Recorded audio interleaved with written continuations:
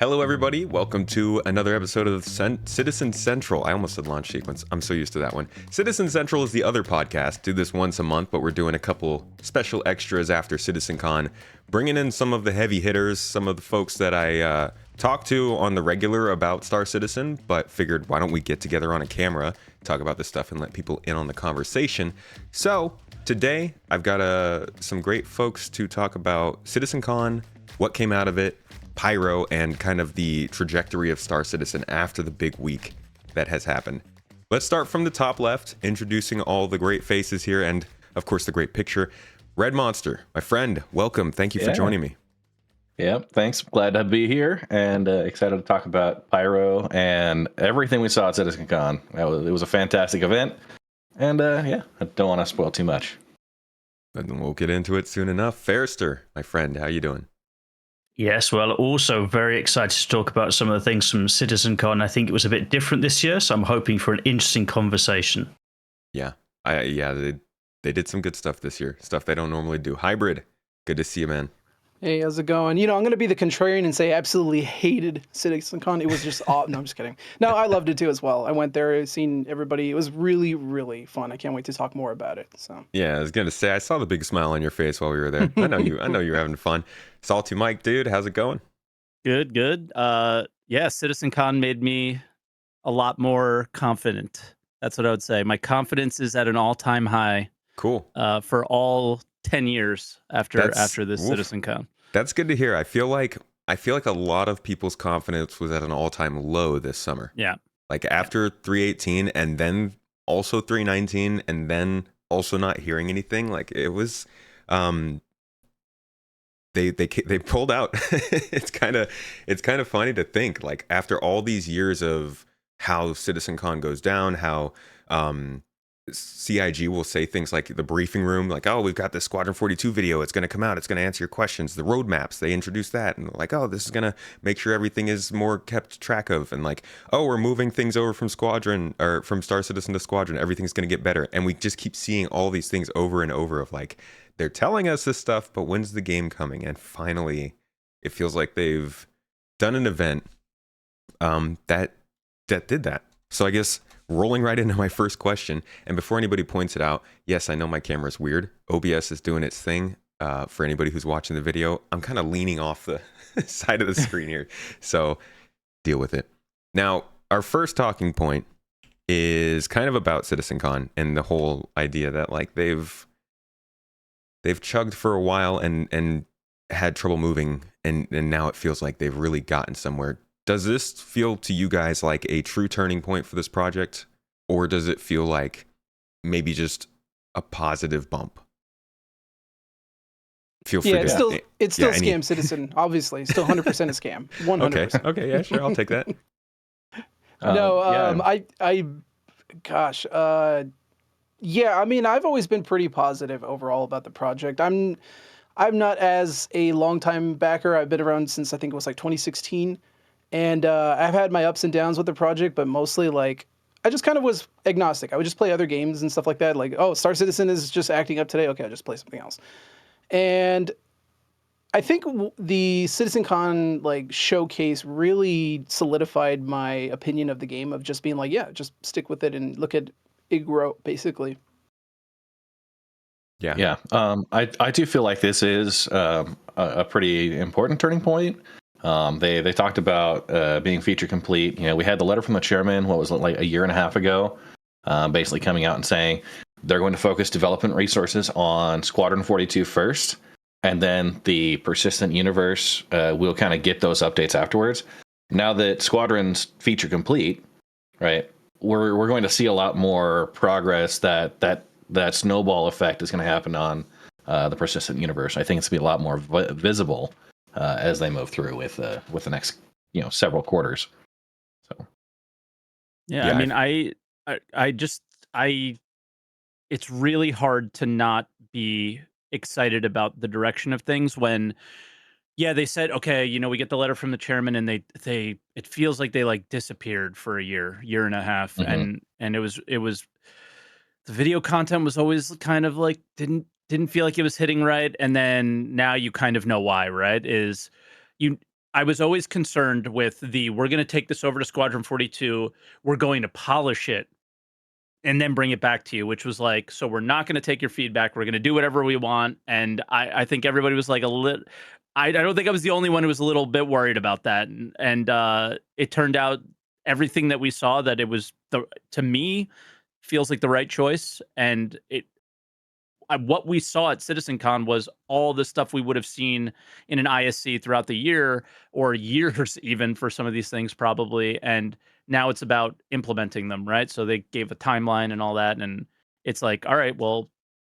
instead of watching an ISC on like vehicle munching or what do they call it? Structural salvage now at the very beginning, we're seeing it at the very end before they put it in the game. So it was just so different.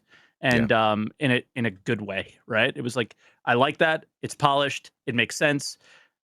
There's not a lot to argue against what we saw, you know? Yeah, I agree with that. Yeah, sorry, I agree with that. I think for me, this CitizenCon felt very different to previous ones. I'm not quite as long as Mike in terms of time being around, but I've been around 9 years, so I've seen a few CitizenCons, and same it's a while. in that time, right? They often have a big bang feature in the keynote speech, something wild, exciting, but then something we often don't see again. Even last year, right? The theme was Journey to 4.0, and here we are, 3.21, right? But this year's CitizenCon felt very different. It was less big bang. It was less, here's one crazy, exciting thing that you'll forget about. This was more, here's lots of little things, or seemingly little things, but you're seeing them kind of working, and you can expect them ideally in the next 12 months. That is a very aggressive roadmap in some cases, but given that they were showing a lot of these things starting to work, that feels, although aggressive, it feels tangible, and that's what felt different this year for me. It definitely felt more like a tech company presentation, like more polished, a little bit more of like, we're doing this, we've done this, we're going to do this, sort of. They hit the whole spectrum of messaging, it felt like. And Mike, going back to what you said about, you know, how people were feeling a little bit nervous, they kind of wanted to take this stuff and develop it themselves in more of a linear fashion, and then it came out and it's working, and it's like, should we give them a pass for this more closed development style for that?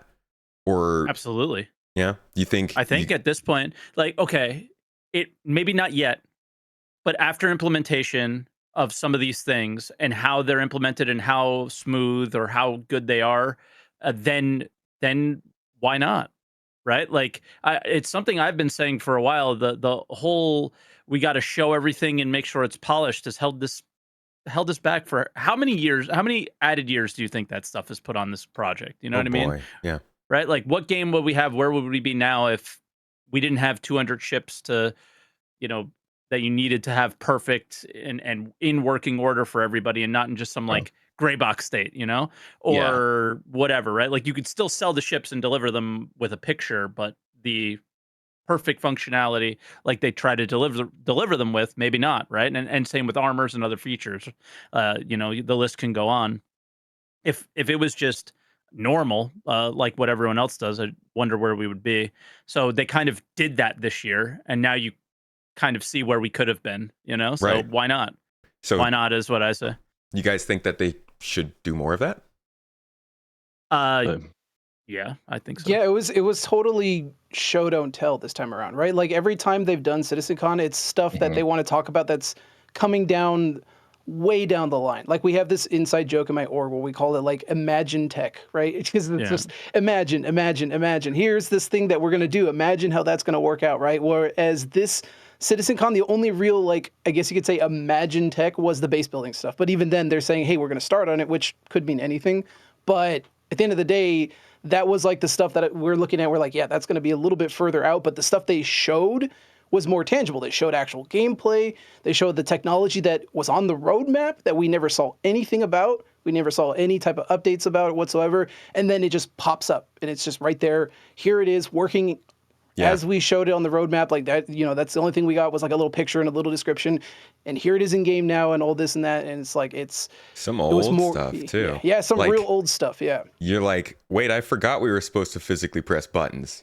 They were. Oh yeah. Yeah. Okay. Cool. Yeah, Right. I remember yeah. that. Yeah, I was like, Yeah. when are they going to do it, COG? When are you going to do it? Is this really going to be a Yeah. thing you're going to do? And then they showed it. I was like, okay, all right. The all right. the event was definitely like it felt like there were a lot of things that came up that were kind of in the back of my mind. I thought they were going to do, but at the same time, I was also like, when are they going to do that?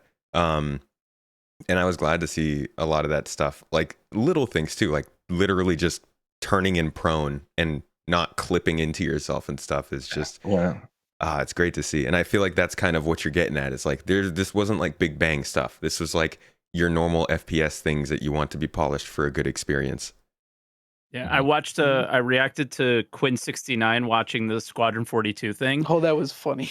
Yeah, and he He's so said one of the funniest things he said was like, when they turned the wheel. We have animations. Yeah, exactly. He turned the wheel, and we're all freaking out. Like, this is the coolest thing ever. And he makes a joke of it, like, "Wow, we have animations," because he didn't understand how simple of a game we've been playing and how big of a feature that would be to us. Yeah. It was super funny. I do wonder when I see, because the two examples they used for like interactions like that were that same wheel, both in the panel and then in Squadron 42. So I wonder how many different weird animations like that there are. They might just have that one for now, but it's a start. So let's actually kind of talk about the reactions a little bit. This has been, I think, a vindicating moment for a lot of Star Citizen backers. Feels like people are realizing the stuff that they feel like they've been talking about for a long time. There's been different ways that people have gone about sharing that love. How do you guys feel like, with the positivity both inside and outside of the community, how do you think the community has been responding? Does it feel like people are going a little overboard? Has it been what do you think? Yeah, I think everybody's hype meters are like completely full. The hopium is there because we see feature complete, right? But people do have to take that with a grain of salt, because it's feature complete, but they didn't give us the timeline on the polishing phase, right? I'm assuming it, with as tightly as they've kept the story mode under, like it's not going to be an open beta or anything like that. I'm excited to see what's going to happen with a release date announcement when they give it. But knowing that we're feature complete and the level of advancement they've seen, it's definitely something to be excited about, right? But again, like don't oversell the hopium, just because we don't have dates yet, and obviously they're moving developer resources. It's on the roadmap, but Star Citizen has that age-old problem of when, right? Right. It's been in alpha for 10 years. Like when does the gameplay start? And that's where you got to kind of balance it back. There's definitely like all right guys, yeah, this is good, but like hold up. don't like it's almost like don't start the marketing cycle too early. Don't get hyped too early so that by the time it's actually time to start getting excited, you're kind of on the downturn. This could still be 2 years away. Yeah. Farrister, what do you think? I mean, I agree with that.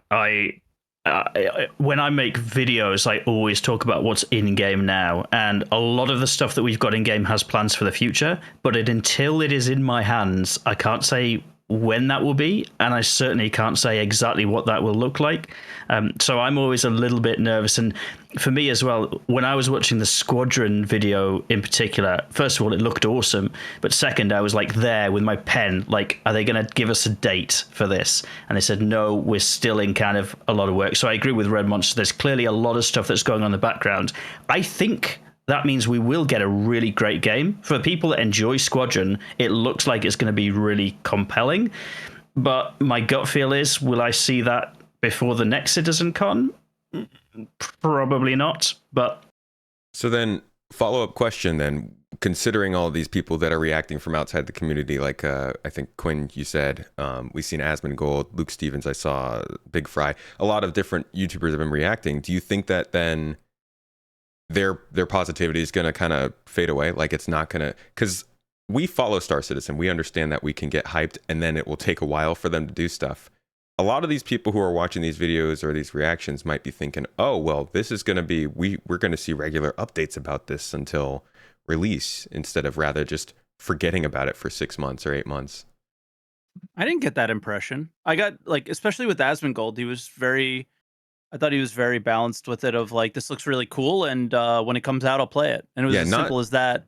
not them, not the people reacting, more their Their audience. audience. Yeah. That's a different. Yeah, That's a whole different beast right there. that's a whole different beast, and that's kind of what I was saying to a lot of the devs when I had an opportunity. It's like, you're not mainstream, but you're way more mainstream than you were. So it can't be we're gonna do this, that, and the other thing like they normally would, and then not do it. It's gonna have a much bigger impact if they don't deliver on the 12 months or so on most of these features that we saw at CitizenCon. Because of that reason, I think is that um, I think people are gonna quickly turn on them a little bit sooner than in the past, because I think the expectations are a little bit higher now based Stakes off are what higher. they showed. Yeah. Yeah. Yeah, they really need to strike while the iron is hot, and they really need to lay down exactly what they were talking about, because they said, okay, this stuff is going to be coming to the PU as well, guys. Because right now, like, if somebody did not know anything about Star Citizen and they watch the Star Engine demo and they watch Squadron 42, they're like, this looks awesome. I want to play this. Oh, I can play this right now.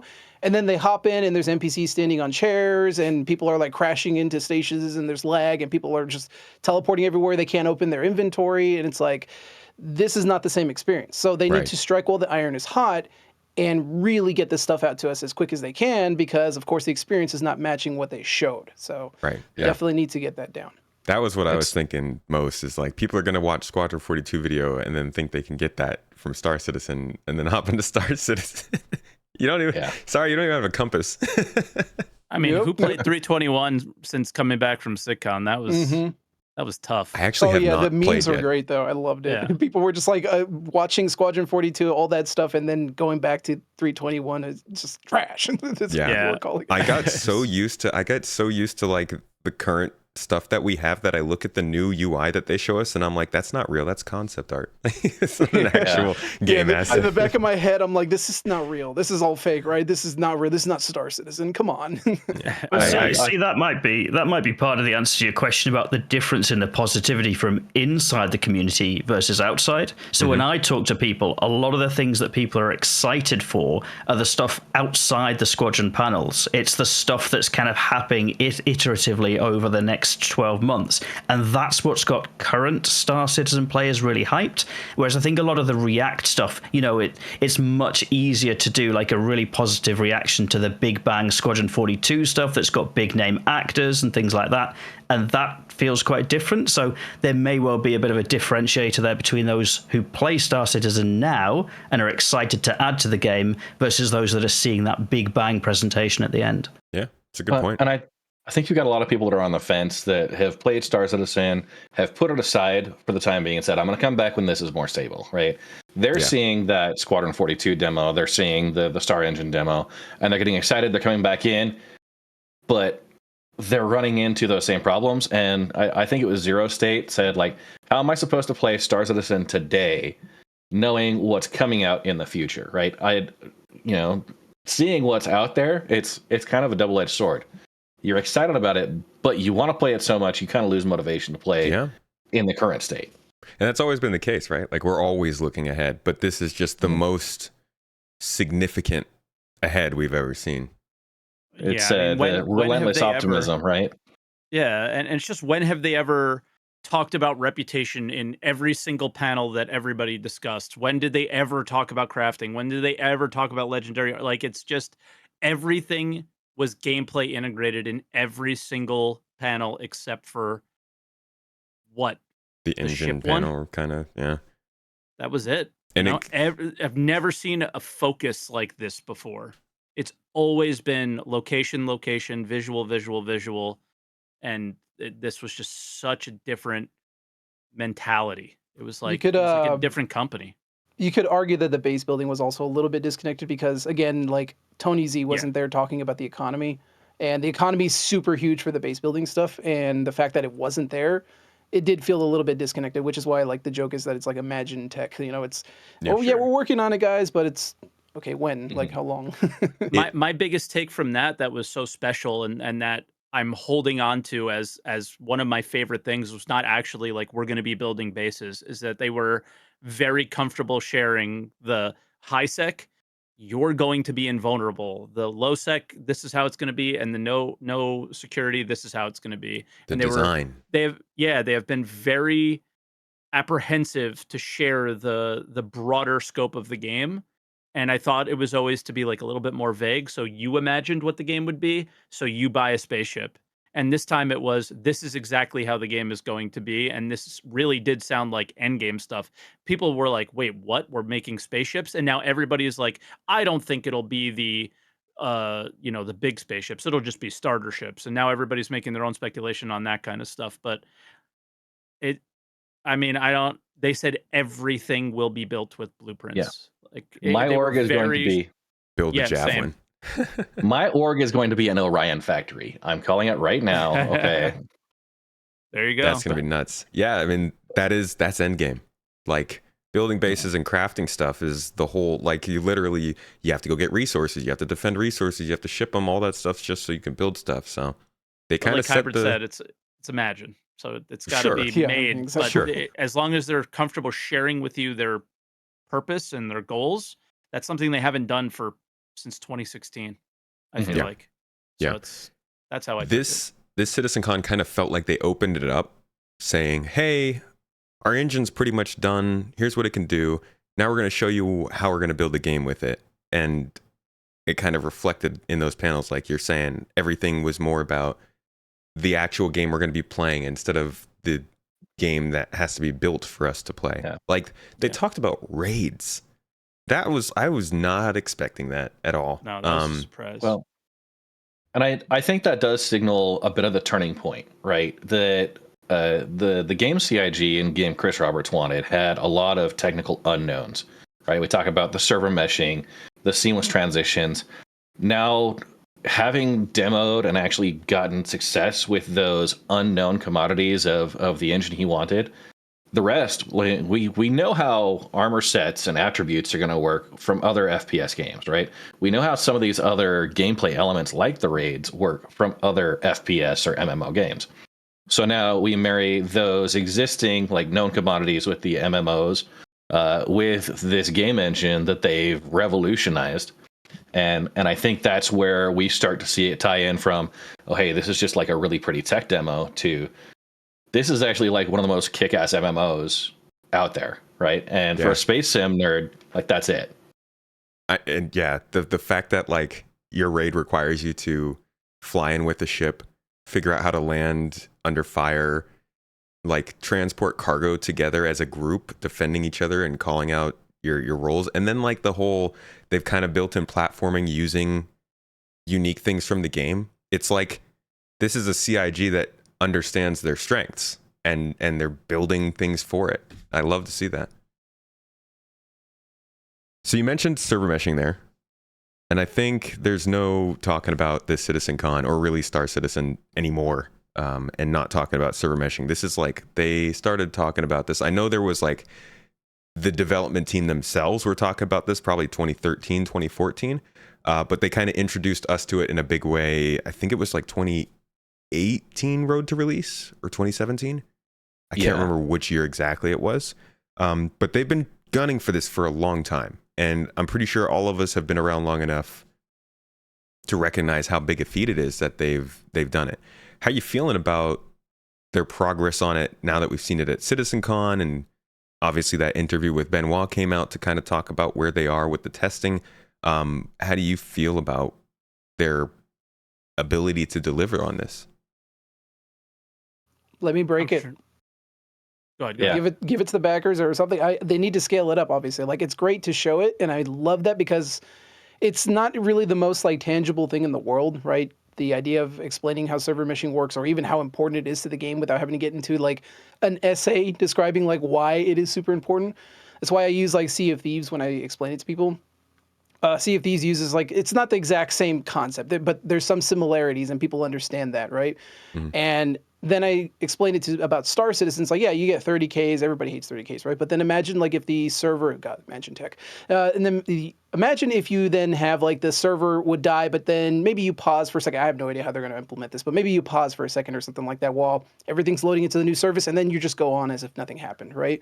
Because I know, like, again, this is what happens in Sea of Thieves. Where you'll transfer servers, you get like this pause in the gameplay, and then you immediately are just back where you left off, right?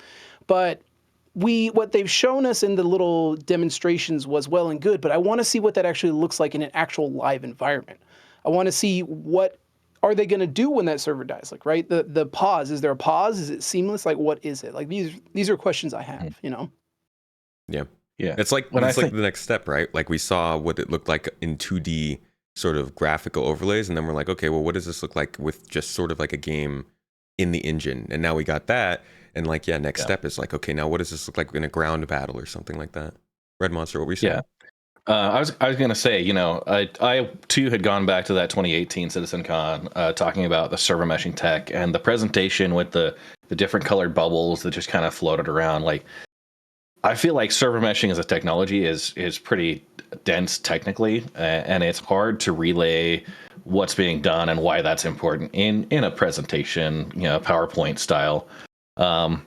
And I had, you know, after the panel, I talked to Paul Reindell and just said, like, the way that you guys set up that demo and showing the different authority states, you know, which servers were controlling which, I feel like made it orders of magnitude more absorbable by somebody that is coming in who doesn't understand necessarily the networking tech behind, you know, MMOs, but can go and look at that video and understand what's going on and why that would be important. And I feel like they really nailed it there. Some people may still think it's still too much on the technical side, but for me, as someone who had to watch the previous CitizenCon video on it 3-4 times and still couldn't quite like put my finger on like, okay, like how does this work? Having that live demo, and the fact is now that they've got the core functionality behind it, I think that'll scale out properly pretty quickly. Yeah. I would agree that it definitely, especially if you're a backer, because of course CitizenCon is pretty much for the backers. So there is some marketing, of course, for outside like Squadron 42 stuff, but it is at the end of the day for the backers. And one of the things is, as us, we understand intuitively what they mean when they show us that demonstration, but like to an outsider, it doesn't make any sense. It's just showing a bunch of colors like switching and stuff like that. This is why I said like, because a lot of people don't realize, like, even probably some citizens don't even realize how insanely important this tech is. Like, it is just crucial to the MMO aspect, not just because it's going to increase player sizes, but it's also going to allow fleet battles and stuff like that. Things that, like, we can only do so much now before your FPS dies or the server 30Ks, right? There's so much more tied to it. The economy is tied to it. The exploration aspects of the game is tied to it. Chris's coffee cup analogy he always throws around is like tied to that, right? And Coffee cup. yeah, and the thing is like an outsider looking in probably doesn't understand why this is important. To them, it may as well just be another MMO with a lot of players playing around, right? And all those moving parts are so crucial to it, and kind of explaining that even in such a small demo is not necessarily going to kind of either alleviate concerns about it or explain in depth what the actual, you know, underlying systems are actually going on there. Yeah. So again, this is why I said, like, I would love to see them also demonstrate this at scale when they can finally get to that, because I think that will definitely make it more intuitively understandable as to like why this is so crucial for things going forward. It still probably is going to be pretty technical, but ultimately I think, like, again, more show, not tell, is always just going to be a lot better going forward. Like, strike while the iron's hot and keep doing more of that if they can, you know? I am very glad they figured out a way to show, because that was one of the two important things I think going into the CitizenCon was like they needed to figure out a way to show us that they knew server meshing could work, and they actually did. It was actually really funny. I walked out of the theater during that part. I didn't get to see it live, and it was a bummer. Me and Morph were both. We headed to the pyro panel. I'm thinking back, and I'm like, man, why did we think that was a good time to get up? But we got up to go get in line for the pyro panel, and then we realized they were doing the server meshing demo, and we're like, oh boy. Huh. We got literally to the next spot we were supposed to go on the computers, and we're like, screw this, let's go back. Yeah, that's where I saw you in line, because I was the same thing. They're like, oh, server meshing. I was like, okay, they're probably just going to show like a bunch of graphs and data, and then I'm not really, whatever. I'm just going to go play Pyro. So that's why I love that panel too. They got us. Yeah, exactly. I watched the VODs afterward. I was like, what? But to be fair, there are a lot of Star Citizen players out there who, as much as this is a technical feat, they don't care. They just want the game to work, and they just want the game to be awesome. And, you know, we're here and talking in hybrid. I think you explained it very eloquently there, as did the panel, about how the stuff works and why it's so important. But to be fair, it's also a valid opinion for backers who've paid their money to genuinely not care. They just want the game to work, and they want it to work well and to get what they want. So, you know, for some people, it might not be as important to watch that panel and learn the inner gubbins of Star Citizen. But I think what was impressive for me was when you actually start listening to what they're saying, they start talking about the edge cases. So they mentioned things like ships and hybrid. I think that goes back to the first thing you said, which is give it to me, let me break it. Because that's what players will do. As soon as this stuff goes live, they'll be like, right, what if I can throw in stuff from one place to the other like they showed in the demo? So for me, what I really liked about that panel was they were starting to think through those edge cases, all those different things. And that shows for me a maturity in the tech that I've not really seen before. Yeah. Agreed. So from all this and what we've seen, I think Benoit also was saying that they are, this goes to what you're saying, Farrister, they're testing some of these things like ship transitions and vehicle transitions and some of those more advanced things that you wouldn't expect to hear if they were just doing like prototype work. What kind of internal timeline? I know this is a horrible practice and we should all be banned from doing this, but what kind of internal timeline are you setting for yourself? Let's say on server meshing, just hitting the PTU. Doesn't even have to be live or any of that stuff. I'll help calm everything down a little bit. Guys, remember PES? Remember how long it took to get everything working with PES? I think PES is the more complicated one, as they shared in the past. But like mission teams, transit, logging in, logging out, all of this stuff has to work seamlessly and really, really well. Now, when we get it into the PTU, that's actually a much more complicated question, because look at what we have now. Right. They're now able to put something in a PTU that they have no plans of delivering in the next patch. So that could come sooner than later, like replication layer test and then server meshing quickly after, with very limited scope to that test, right? Like it doesn't have to be an entire perfectly working system. We can be like, yeah, transit doesn't work, but just try it out with these things or whatever. So that could happen sooner, but just given the way object container streaming, server-side object container streaming, and PES worked with the game dev teams. And when Benoit talked to Terada in French, that was kind of the one thing that they really pointed out that was like, okay, like, yeah, you guys got it, but there's a lot. This road seems to be a little bit longer than everybody is making it seem like. And I was like, okay. So I'm chilling. It'll happen when it happens. All that other stuff you can deliver in Stanton or in the Pyro, and I'm cool. So, and I think we've got a responsibility there as well to really support that message. I agree with Mike 100%. You know, I reflect back to December, was it last year, when we had the pressure to say, get this stuff out there, you promised by the end of the year. It ended up being March before we got it, and what we got was a mess. And frankly, I think a lot of that mess was because of the pressure that was put to get something out there. And to some extent, that might not have been predictable, and to some extent it might have been. But with this sort of a technology, the scope for things to go very wrong is huge. And so I would want to see that tested thoroughly, tested properly, and only go to live when there's a level of confidence, a high level of confidence, albeit it will never be 100% with some of this tech until you try it at scale. But there are a lot of players now who don't play PTU. They play Star Citizen as a game, and there's a lot of stuff in there that will be workable for people as a game. And something as big as this has big potential, to really kibosh that for people. So I hope that we're very, very measured. We're excited for server meshing, but we're not really setting timescales or expectations. It'll be cooked when it's cooked.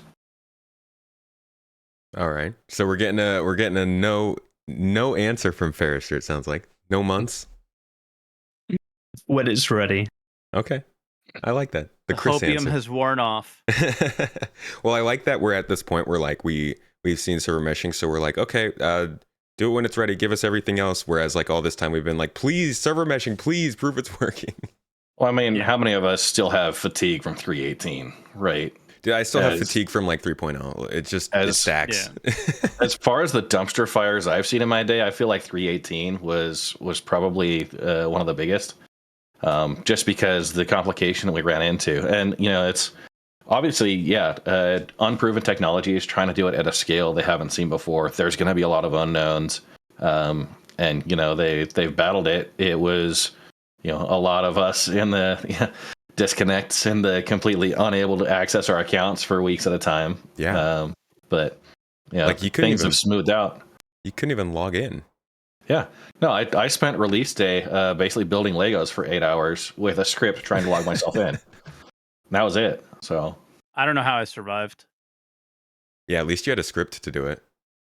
Yeah. Just sat here and kept clicking. Content generation was so low at that time. There's just nothing you could do, like, regardless. It's impossible. Yeah, I mean, over the summer, and it's crazy because during that time, we're like, what's going on? You talked about these features. You said these things in the letter from the chairman. Like, we know these things are being worked on. Why aren't you talking about them? They just want to have a big splash at CitizenCon, and we know that. Like, we know that every year they do that. They hold stuff back, but Jesus, they held a lot of stuff back. I think they really needed to be like, this is where your 600 million went. Yeah. They really had to just be like, it's okay. And that's not a statement. Come here. That's not a statement you want to hand out in little tidbits over a year. Right. You need that to be that's the check at the end of the meal, right? It says here's what we've got, right? Yeah, and it's like we can see that too with what we've been talking about, reactions, how much of a splash it made throughout the community and outside the community wouldn't have happened if we'd already seen, you know, new quantum travel animations or new UI or new map and stuff like that. So like, yeah, okay, it worked. I get it. Sure. But that was rough, guys. That hurt. Yeah. And I won't forget. I will not forget this year. So like, even though everything looks more polished, even though this is still the same company. Yeah. And this is still the same company that at the end of last year showed you EVA mechanics, a new star map, or told you a new star map, quantum traveling and all these things, and then told you by the end of 2023 you will have all those things. We have nearly none of them. So I will still not listen to any of it. I am more confident, but it's just when it's on my computer, it's going to be cool. And I'm confident that I'm going to enjoy it. And I'm confident that this is the game for me, where I wasn't sure about that after the last couple of years. Yeah, I do. Now I know it's the game for me. I remember, I think, hearing you say that during one of your streams maybe a year or two ago, and you were like, you were saying, at this point, this is gone. We've gotten to the point where I don't know if this game is one that I'll actually enjoy anymore. So that's good to hear. Yeah. And that's kind of derivative to what Morphologist was saying at the event too, is like the first day of the event, most of the first day of the event, he was feeling a little bit down about the stuff that they were presenting. But that second day, man, that really turned around morale, I think. And good messaging all around. Actually, why don't we talk about some of the features they showed there? Because it's actually game-changing stuff. In my opinion, the first-person interaction and like UI stuff, as well as all of like the mapping and UI stuff, was the biggest group of features for me. But I'd love to hear kind of what you guys really focused on. Like, what were your favorite takeaways from CitizenCon overall in terms of features? Legendary armor. That's it. Somebody else could take over. That's all I have to say. wait. I'd actually, let's dive in on that a little bit, because this is an aspect of MMOs that I don't understand and I don't know.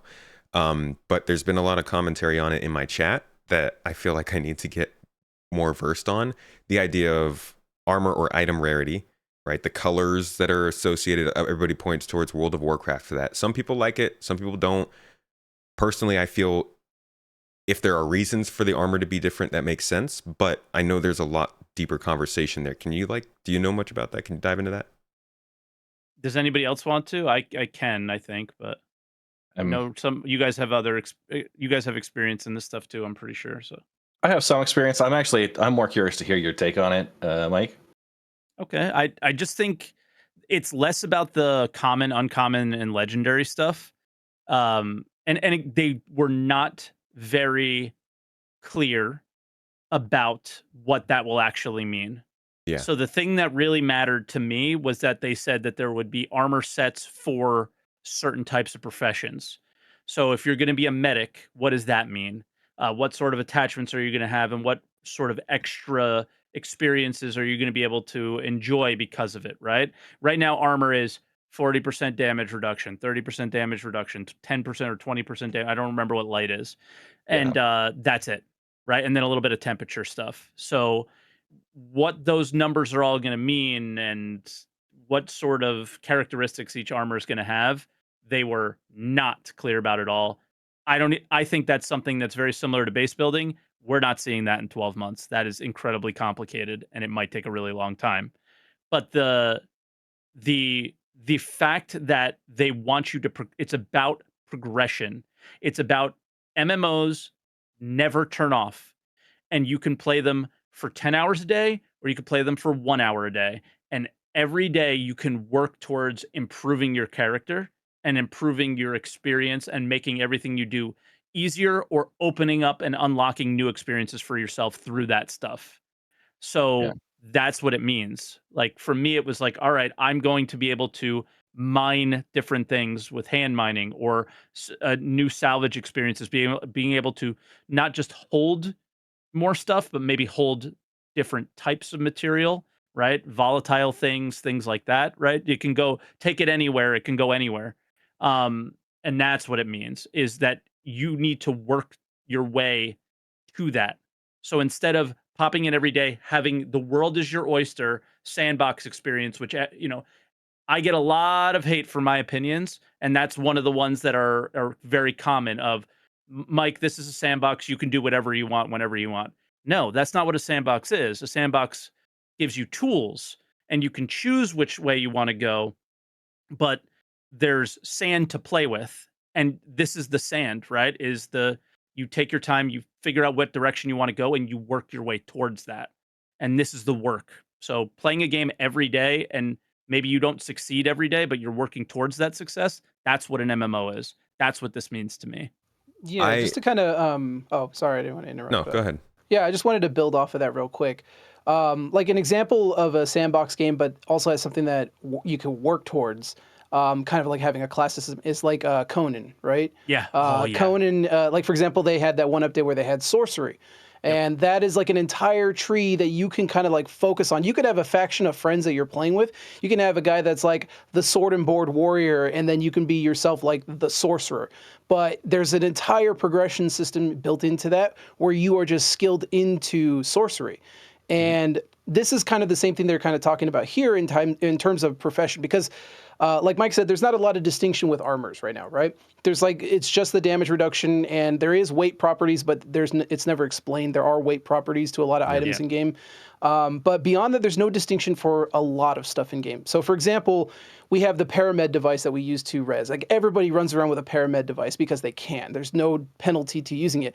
Yeah. Despite the fact that the multi-tool also has a paramed system on there. The only real difference, though, is it can't dispense other drugs. It can hold a lot more of the normal healing juice. I guess you could say the green juice. It can hold a lot more than the paramed. That's the main distinction. The difference, though, as a lot of people don't realize, is that multi-tool is also extremely heavy. So if you're wearing that multi-tool on you, it weighs you down more, right? But these are things that the game doesn't explain to you in any way. It doesn't tell you. Yeah. And then when you find the paramed device, you're like, why the heck do I ever care about the other one? Like, and the idea that you could like spec into stuff, maybe your armor carried, maybe you can't like functionally use stuff, certain things, maybe because your character's either not spec'd into it, or they don't have the right qualifications, or they don't have the right armor sets that are required for that. it doesn't even have to necessarily be as restrictive as like I'm kind of laying out here. I'm just giving examples, but like the idea that you could just find some really cool like medtech armor pieces, right? And they give you like maybe bonuses or something like that. They can give you something to work towards to make you a better medic on the field. Whereas like currently right now, like I said, anybody can just run around with a paramed. So like there's no point. Like why even bother even bringing pens sometimes? Sometimes people just use paramed device. Like there's no real reason to, right? Yeah. I think that's actually a really solid avenue to look at this from, because they've talked about this to a ton.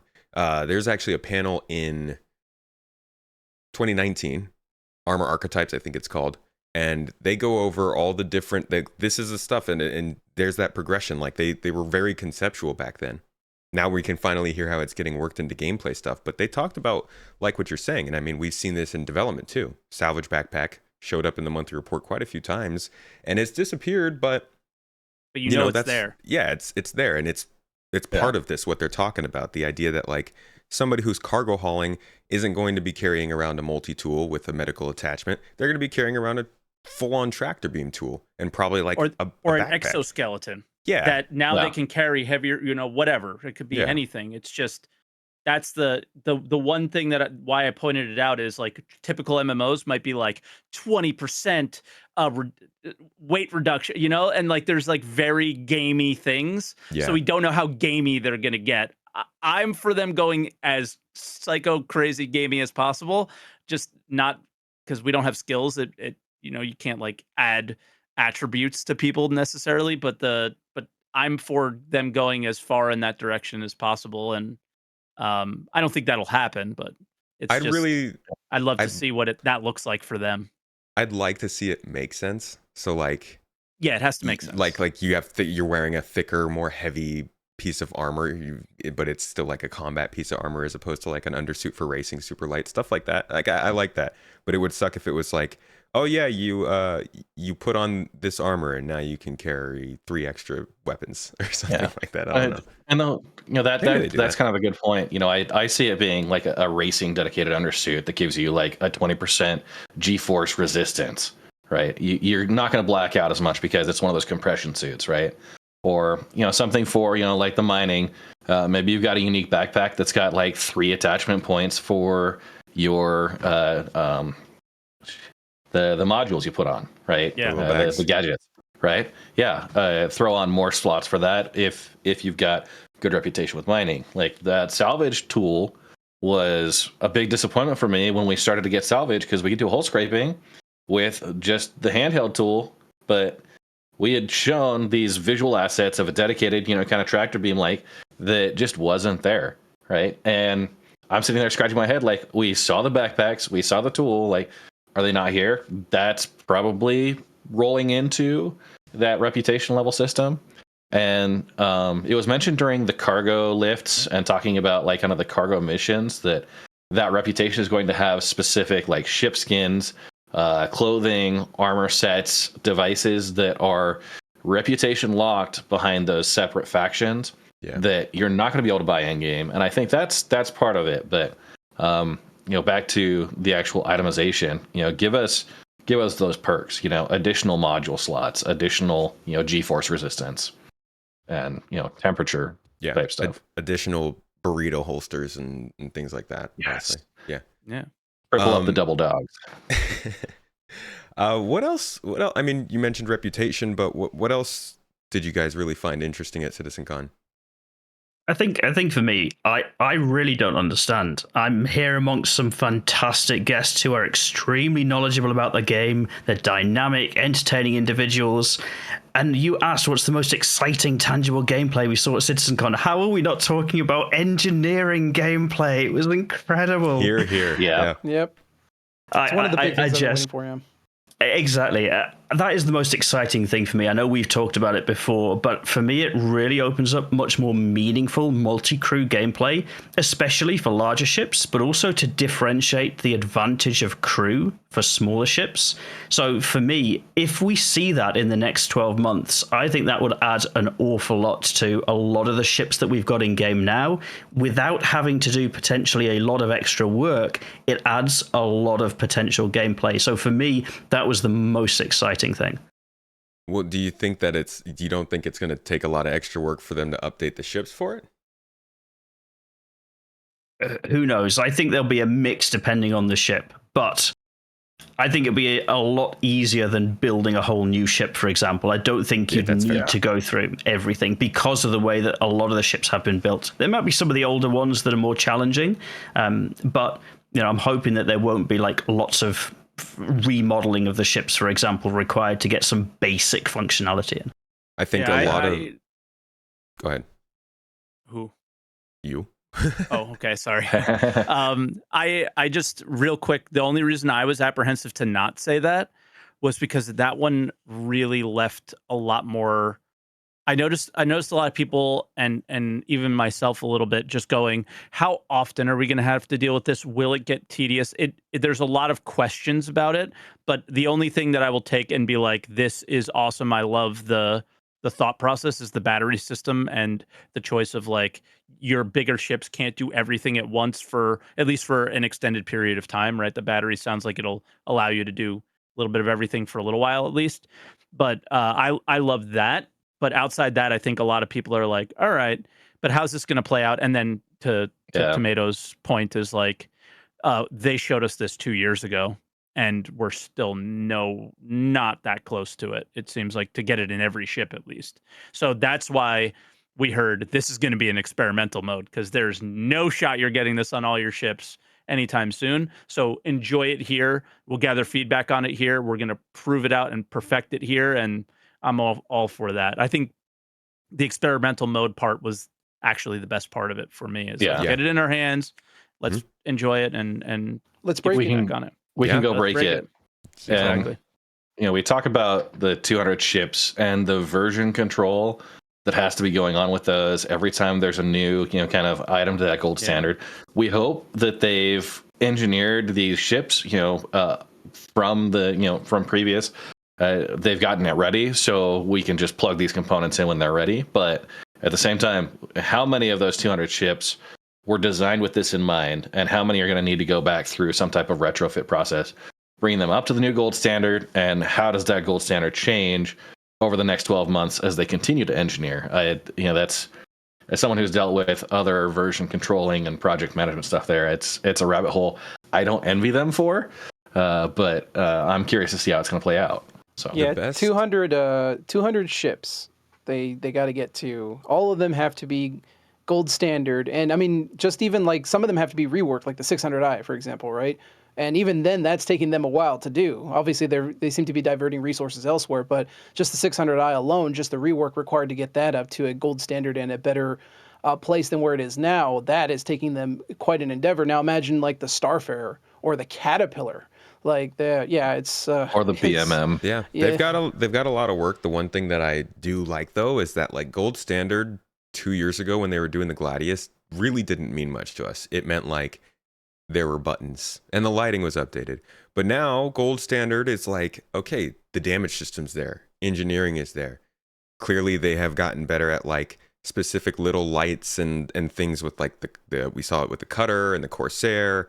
The A1 has some specifics. So like the gold standard is so much better now that when they update a ship to gold standard, I think it's going to mean a lot more than if they had done it a couple years ago. Just because they even know the dimensions for this type of gameplay. Like they know where all of the fuses need to be and all that kind of stuff. Yeah.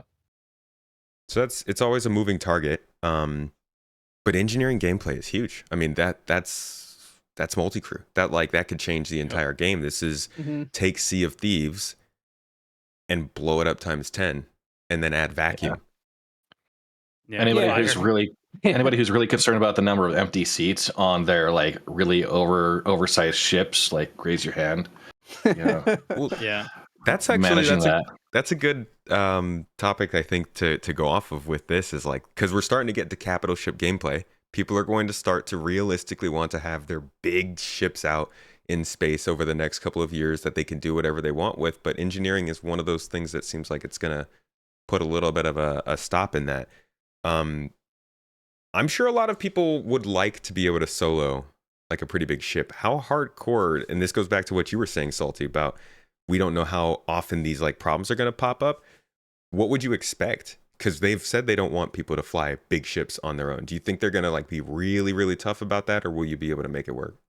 No, I don't think it'll be too bad. I think that's kind of the problem with the demo is that they they showed you all of the panic moments, right? Because they wanted to be able to show you everything in a short period of time. But Mhm. I imagine a C2 pilot will be able to fly around, move their 696 of cargo around, and as long as you're not getting shot at too much, you might get a little wear and tear here and there. Stop off at a landing pad, repair, and you're going to be all right. Hmm. But if you get into a firefight, it you're not going to be able to manage the way you would have, and you're going to die. You're just going to die more easily than if Red Monster was in the back, or Hybrid or somebody healing stuff and putting out fires and putting new components in. I mean, that's the real that'll be the way I think it'll play out, but I don't know, And this Yeah. is where I think the size of the ships will become more relevant, because there's lots of multi-crew ships, but then there are big multi-crew ships and there are small multi-crew ships. And I always feel like some of the smaller multi-crew ships are kind of straddling that. You could solo this ship, but also if you've got a crew, you might get more performance out of it if you've got an Oh, yeah. engineer in there. And on the demo we saw some of the engineering screens that we saw. They showed like the setup of the hammerhead and things like that. That's not a ship you really take out solo now. Well, I know some people do, but really, you probably want the turrets manned. If you've got 6 guys in turrets and a pilot on a hammerhead, it is not a major deal to have one person extra on an engineering station, or maybe the 6th turret person. But the gameplay you unlock is very different. So for somebody that is interested in that more support style gameplay, there's more variety in that ship. So how much setup is involved, how much it will add to multi-crews, I think probably depends on the size of the ship. But even if it, creates gameplay in some ships that otherwise wouldn't exist, for me, that's a win. Yeah. Yeah, I think my only real concern is how engaging the engineering will be. Like, obviously, combat is the language we all speak because it's the easiest thing you can put into any game, really. And conflict is always a good way of kind of illustrating what you could do with engineering. But like in the downtime, like what is an engineer really doing the entire time? Is he constantly balancing power levels? Is he constantly, going around checking wear levels, or is he just sitting in a seat the entire time, just looking at his Moby Glass and just browsing Spectrum? Like, what is it? What is the actual like downtime in between? Because remember, we're supposed to have really long quantum travel times in Pyro. We don't have the entirety of Pyro, which we'll talk about later. But like the distances on those are supposed to be pretty large. And what are you supposed to do in between that time? Are you just going to go around and just look at every single one of the fuses? Or are you going to sit there and stare at your screen the entire time? Like, what is the in-between moments? And then this also goes on to something else I wanted to talk about. I saw a lot of critiques about the engineering, that it was a lot more Beam Citizen, and I'm kind of curious as to what you guys thought about that as well. Yeah. Well, I to your first point, I think that they're gonna have to add a lot of stuff on ships for people to do, because you could ask that same question for a turret gunner, who would probably Or the have less pilots. to do. Yeah, there's gonna be a lot of downtime for a lot of people, so building in things to do on the ships, whether it's inventory management, whether it's you're able to kind of track the market and tab stuff down and save it for later that you want to do, or even if it's getting into a sim pod and doing like arena commander stuff, they got to make that clear for sure, because a lot of downtime. As for the Beam Citizen stuff, though, I am for them doing whatever gets these game systems into our hands faster. Yeah, I've never had a problem with the beams. My opinion, the gameplay is all the stuff surrounding the beam. Mining isn't about shooting a beam into a rock. It's about finding the right rock, using the right beam, and going to the right place. So, like, if you're engineering with a beam, I think the gameplay is probably more about the context around that than just pressing the button and pointing the beam. But I'd like to hear what you guys have to say too. Yeah. The only thing I would change is super, super simple. It's the exact same concept. So when you're using a beam, all you're doing is pressing the beam and watching a bar go up. When I talked about it, I used an Escape from Tarkov example, which is like when when your arm blacks out, you'll use a surgical kit instead of a splint, let's say, and it's all the same concept, but it is just a different animation with like a different thing in your hand. So if the fuse broke on your power plant, you would repair it, and your character would just pull a fuse out of their pocket and put it in and mess around with it, wrench, close. If the wiring burned out, then they would, pull the wire out, replace it with new wires and or whatever, right? And just it would be just different animations to do the same thing to just ground you a little bit more in the world, and it's not so samey with everything else. That's fair. That's what I instead of the medical gun, I would have loved to see something like that. I know it's 1,000 years in the future, but for me, the only beam that ever made sense was a tractor beam, and the mining laser and salvage stuff has obviously grown on me, but the uh, it's just getting excessive, and you can achieve the same things in different ways, and but with the very similar concepts. Beam for now, if you want to do that, but just give a little more variety and make ground me in the world more. Make me feel like I'm actually repairing something. That reminds me of Far Cry. When you heal yourself, you could do anything from like sticking a cigar into your bullet wound to like prying it out with a knife or something. They just do different animations. Some variety. Was there a different attachment? I actually was kind of in and out of the engineering one. Was the beam that they used It was different a from what we... salvage. Oh, Yeah, okay. Salvage it's just a salvage attachment. attachment. Yeah. Yeah, I You think just they're pull just in trying to RMC. represent. Yeah, I think they're just trying to represent a system. Maybe they give it more depth in the future, but I figured it was repair before we have repair. Yeah, I maybe. think they could even like make it a little bit more in depth by like one game I'm thinking of like immediately off the top of my head is like I don't know if you all ever played it like back in the day, America's Army. They used to have like a way you could like certify to become like a medic in that game, and then when you actually played multiplayer, you actually would, if you had like a soldier that was injured, you actually would go up to him and then it would give you like a multiple choice question. Basically, it would say this is the symptoms this person has, and then you as the person there treating them has to give them the correct treatment. Otherwise, there could be issues that pop up if you don't do it correctly. And not you could probably do something like that for engineering, right? Like let's say I don't know, the Altamir fuse is showing a red light. And if you have like practiced your engineering and you kind of know a little bit about like the way the game is, you're like, oh, I need my Altamir tool or something like that, right? Like you need, and this also could kind of make it a little bit more skill based. So that way someone doesn't have to just go in there with a salvage tool and then go, oh, bar went down. Okay, okay, back up. Now they can look at it. There's an actual diagnosis of what the problem is, and then they can treat it. Like, there's an internal fire in my quantum drive. Okay, fire extinguisher time. There is a, like I said, just made up name. Altamir fuse just went out. Oh, I need to get my Spingle Splongo beam, and then that will stop the red light from going off, and that'll reset that, That seems like it could be a little bit like what they have now seems like a really good first iteration that they could definitely put in like pretty soon. At least I'd hope so. But I would definitely love to see that be fleshed out and be more in depth later.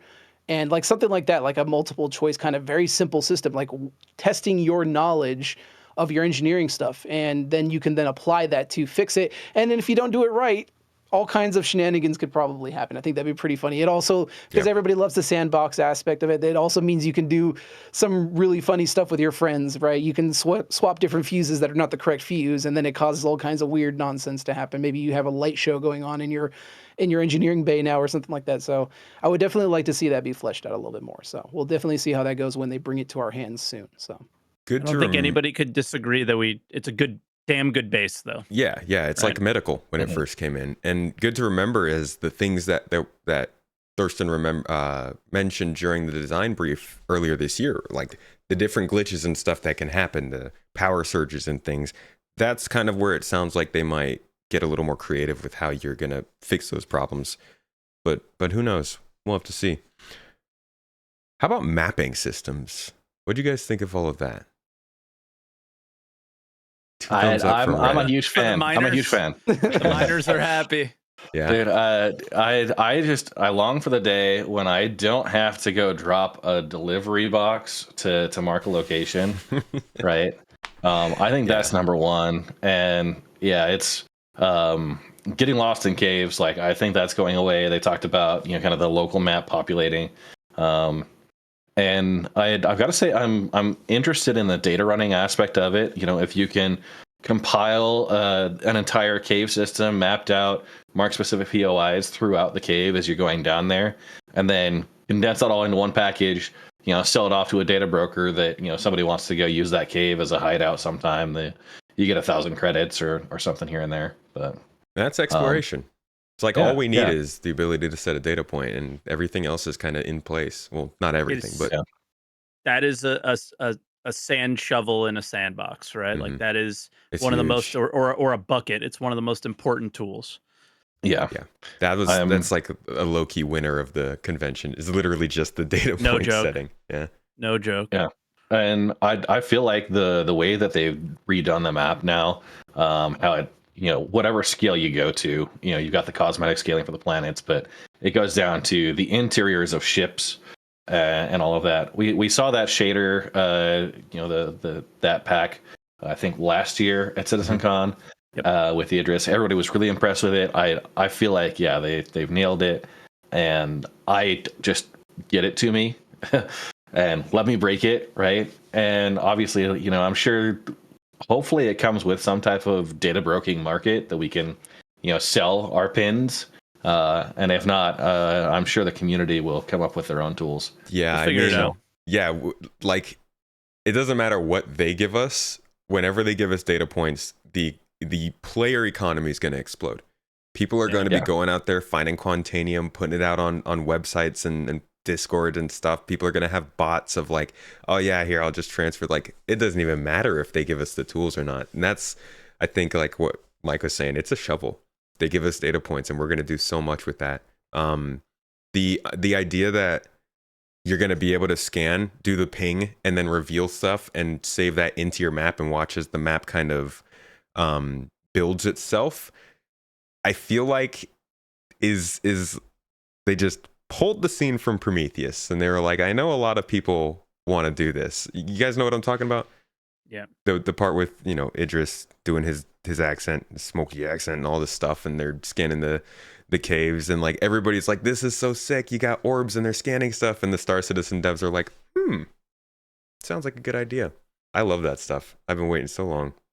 My favorite thing was the fact that, I mean, it was Orison, like you're gonna have this map, but when they had to go to the shop and purchase the map, I was like, we're not going to know where Jumptown is. We're not going to know where Grimhex is. We're going to, like, these are those reputation opportunities to be like, all right, you build your rep with Ninetales, they're going to tell you where Jumptown is. And yes, we have the very amazing community that we have that like will tell you how to get there, jumping to this point and moving in this direction and all that stuff. But it takes all that guesswork and complication out of it. If the mining guild's going to say there's Janelite here in this cave, here's the map, go get it, Yeah, is data is the cool part, or buying that map because you want to go get it, Yeah. I do like the idea of hiding the POIs, like as a thing that you can acquire. Because, for example, like as an average citizen, why do you need to know where SPK is? Right? It's irrelevant to you unless you are working with Crusader Security a lot, right? Yeah. Then they may be like, hey, we've been having problems here at SPK with a lot of pirates and people coming in and trying to attack our people. You've been working with us for quite a while. Why don't we go ahead and just give you the location so you can just quantum instead of having to like free travel trying to figure out where it is. You can just quantum straight to it. And then they just download it to your databanks and now you have it. Like, that is pretty cool, especially with pirates, right? Ninetales. Maybe you start working with Ninetales. And we know that Grimhex is kind of like their little outpost that they've been kind of in control of. Nobody knows where it is because it's not on any maps. It's kind of been lost to history, so to speak. And then you've been working with Ninetales, and they're like, hey, man, why don't you come hang out with us? Okay, cool. Give you the link, and now you have the QT marker, and you can just go straight to it. Imagine having to earn something, right? Yeah. Exactly. Holy. And you talk about like the legal versus the illegal aspects. Maybe it's stash houses used by smuggling rings. It's a cave down X number of legs, and maybe there's a specific stash in Klesher, right? You get some of those resources, you build that up. They did mention that you would be able to get more complete scan data on things, and this is actually one of the other areas that I was really excited about, kind of that exploration style gameplay. At some point in the future, I want to either see or have myself gone out and scanned a new jump point, right? Recorded the data, collected everything I could, and then go sell that for like 1 billion credits on the market, right? That would be, I see it as the, kind of the real gold standard of what exploration looks for, right? That's your gold ticket. So, Yeah, that That's would the be end like game, that. right? That's what Yeah. I bought this game for, was that specific thing. Like, Mhm. imagine, because they told you you'd be able to name the jump point. Like, imagine being able to do that. That'd be crazy. That'd be nuts. Yeah, the idea of data being a commodity is so powerful. You like the reputation of, oh, you don't know where this space station is with the best things to sell and buy. Like if you can sell your commodities there, you will make amazing profit. But you don't get it because you're not in with Fairwind's shipping company enough in reputation. That's like, it's building out the important parts of games without even adding new features. It's just utilizing the one that we have, and that's the map downloads. Like you said, that's just like the base building. Secure systems, less secure systems, like that's game design. They're telling us how the game's actually going to work finally. You're going to download maps. Nobody really was talking about that before, but now we know. And they didn't even tell us, they showed it. Yeah. Yeah. There was no That makes it concept so art. much better. There was no slide. No. They literally Yeah. were in game and they were like, "Hey, how about we go download the map?" And you're just like, "Wait, what? Excuse me?" Yeah, My that's good mouth stuff. dropped. Yeah. They did a couple really good things like that. Let's talk about ships. Farrister, I want to hear a lot from you in this one because you're the ship guy among us. There are a lot of ships that they're planning on getting into the game in 12 months, and some of them are different than we would have, like than we're used to. We've seen the Legionnaire with hacking. We're seeing the Polaris, which is going to bring in capital ship gameplay and stuff like that. These are new forms of playing Star Citizen. Do you guys think that the game is going to be able to follow along in terms of gameplay with these ships? Or are you worried that they might just deliver the ships but not the gameplay? Shall I kick off then, since you've relied on me in that introduction? Kick us off, man. I know you've already thought a lot about this. I have thought a lot about this. Some ships are easier than others to introduce. So some of the big ships, so the Polaris, for example, is very complicated from a modeling perspective, from actually delivering the ship. But from a gameplay perspective, you've got a great big ship with some great big torpedoes on it and some gun turrets. And to some extent, we've kind of already got a lot of those features in game. So for me, it's a very sensible ship to start with because it gets you into that, RSI Dorito sphere of all of those similar ships that you can reuse some of the assets for. But from a gameplay perspective, like that's combat and that's quite advanced within the game at the moment. So I think some ships like that are fairly straightforward. And that's a ship, for example, that I think would be able to fulfill a useful function in-game if it was introduced tomorrow. I couldn't say the same for all of the other ships, where you've got really bespoke gameplay that also needs to be delivered with a ship. That's really important. How long did we have the Starfarer when it was just a glorified cargo transport ship before you got any refueling gameplay? Kind of, yes. It still is, unfortunately, because refueling's so busted. Yeah. You can it's kind of there, but it's not. Sometimes you connect to it, sometimes you fall off, but it's there. But like that needed something else designed for it. So for me, like that's probably more of the differentiator. Where you've got a ship where the core function is already in game, I think most of the work is in modeling and setup rather than introducing something new. And if the resources behind that, you'd hope that would move forward fairly quickly. Mm-hmm. Okay.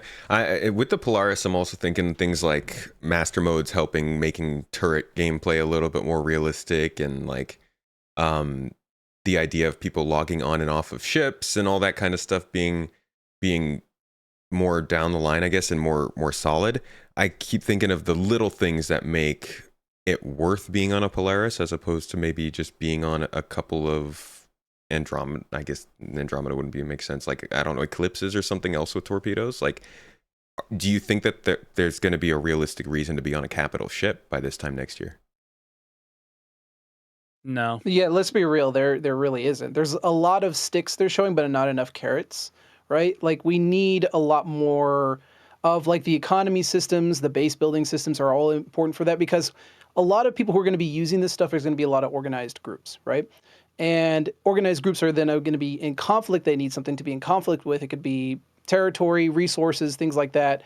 If there's none of that, then it's just really just going to be people who are just going to be getting together and just beating each other in the face just for fun. It's not really going to be anything like really natural, like if that makes sense, you know. I'm for sure. I'm going to be a bit controversial here and disagree a little bit. So for me, a big ship like a Polaris is not necessarily a daily driver. It is not something that necessarily, in my mind, you log in every day and go, right, I'm going to take my Polaris out and shoot at a Hornet with it, right? It is a big ship that I'm anticipating would require organization. And for me, I kind of see a bit of an analogy there with the Hammerhead that we've got in-game right now. I have a Hammerhead in my hangar. I very rarely take it out because there's a lot of organization work involved in actually getting that. But I tell you what, when I do take it out, I have a lot of fun, and my friends have a lot of fun with it. You know, for big things like Xenothreat, being in a Hammerhead is a really fun experience. So for me, if we're starting to see some of these ships introduced in game, even if like that end game gameplay functionality isn't there yet, there could still be use cases where people could have fun with those ships, albeit it might not be every day. I just realized if they're bringing the Polaris in game, that also means we might run into enemy Polaris, right? Yeah, because they're adding ships to the enemy pools. That would make for some fun new mercenary missions. Although it would be weird because it is a torpedo boat. So again, it's like you're kind of setting up a certain type of battle with a Polaris. And I hear what you're saying, Farrister, that it's sort of like a, you know, as long as there's an occasional use for it, then it might be worth going into the game. And we don't know kind of what this new blockade runner is going to be like. We don't know really what they're going to do with the mission givers in the future or these new missions. So maybe they could get a couple or more missions to use ships like that in. But it'll be interesting to watch over the year. I just think to Farrister's point, I'll be controversial and disagree a little bit as well with you on that. Just a tiny bit is I think a lot of players, especially MMO players, find their little niche in their game and they do that thing over and over again until maybe they get bored of it. And I think you see that with people who love to do bounties right now, and they'll just do it over and over and over again and take their clips out or take whatever their favorite ship is and go as far as they can with it. Miners mine, you know, salvagers are salvaging. But so I think as long as the game gives you content consistently that you can use a Polaris with, and I think I'd be remiss to not think that they would do that. Obviously, they would be delivering larger. We had, you know, there's Idris battles now and all sorts of things like that. Like I could just see that gameplay existing quite simply and easily still. That it could be a daily driver for a certain group of people, maybe. But I don't know. My only takeaway from the ship panel, especially around this subject on the Polaris, is that their only goal is to deliver as much of the backlog as possible, and they don't care about delivering the next ship that you may like. I know you bought the ship in 2012, but it doesn't matter. We're going to do whatever the most efficient thing is, and that's it. And that really sucks for some people. I'm a Banner Merchantman owner, but it's just not happening, you know? So you just got to come to reality and accept it, that they're going to do what's best for everybody. And what's best for everybody is to deliver the most amount of ships in the shortest amount of time. And the Banner Merchantman is just not going to fit in that scenario, right? Sure. Yeah. You know, maybe as we're having this discussion, an idea has come to mind, you know, with the Polaris specifically. I don't think that's one you're going to go out and get a bounty hunting mission for. I think what you're going to get is a patrol assignment. And your job is to go out and run a cycle with that Polaris. You got, you know, checkpoints that you need to mark off to have your daily patrol. And maybe at some point during that route, someone's going to come up and challenge you, right? And maybe it's going to be a Nine Tails Hammerhead. Maybe it's an Idris. It's something that's going to shake things up, or it could just be a completely clear day, right? And no issues whatsoever. But, you know, running a patrol route on one of those large capital class ships, I think is probably, you know, it's got the role play side of me kind of excited, but also brings in the fact that not every mission with a ship like that needs to be a direct head-to-head combat, one and done encounter, right? You know, get out and give us a patrol mission, right? And that sounds incredible for me.